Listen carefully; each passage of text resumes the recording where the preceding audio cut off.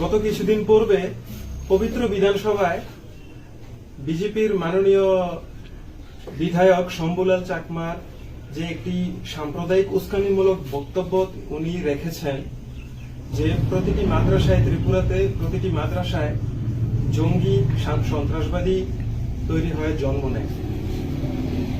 আমরা জানতে চাই, সচেতন নাগরিক হিসেবে আমরা জানতে চাই এবং ওনার কাছে এই যে বক্তব্য উনি রেখেছেন তার সঠিক প্রমাণ উনি রাখতে হবে।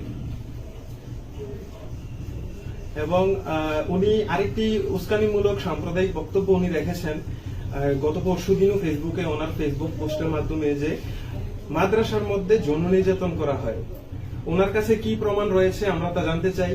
উনি আরো একটি বক্তব্য রেখেছেন একটি টক শোর মধ্যে যে ত্রিপুরার মসজিদ থেকে মাইক দিয়ে বলা হয় ধর্ম রূপান্তরিত করার জন্য।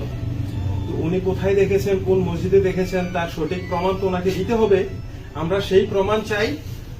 ত্রিপুরার সচেতন নাগরিক হিসেবে, ভারতীয় হিসেবে এবং একজন মুসলিম হিসেবে আমরা ওনার কাছে এই তার প্রমাণ, সঠিক প্রমাণ চাই এবং মাননীয় মুখ্যমন্ত্রীর কাছে আমরা দাবি রাখছি উনি যদি সঠিক প্রমাণ রাখতে না পারেন উনি যেন সমাজের কাছে, মুসলিম জাতির কাছে ক্ষমা চান এবং যদি ক্ষমা না চায় তাহলে মাননীয় মুখ্যমন্ত্রী বিপ্লব কুমার দেবজির কাছে আমাদের অনুরোধ থাকবে উনি যেন তার সঠিক ব্যবস্থা নেন, বিচার করেন এবং আমাদের ন্যায় উনি দেন।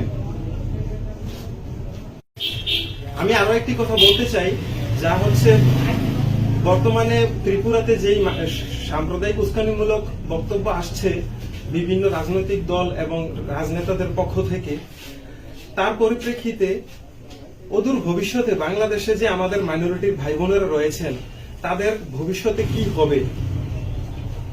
বাংলাদেশে যদি কোনো উগ্র মৌলবাদী তাদের উপরে কোনো হামলা করে, তাদের যদি কোনো শারীরিক মানসিক কোনোভাবে যদি তাদেরকে ক্ষতি করে, তার দায়ভার কে নেবেন? এই ধরনের সাম্প্রদায়িক উস্কানিমূলক বক্তব্যের কারণে যদি ত্রিপুরাতে কোনো উস্কানিমূলক বক্তব্যের কারণে বাংলাদেশেও তো আমাদের মাইনরিটি ভাই বোনেরা রয়েছেন, তাদের কথাও আমাদেরকে ভাবতে হবে। আমরা ত্রিপুরাতে যারা মাইনরিটি রয়েছি আমাদের কথাও আমাদেরকে ভাবতে হবে।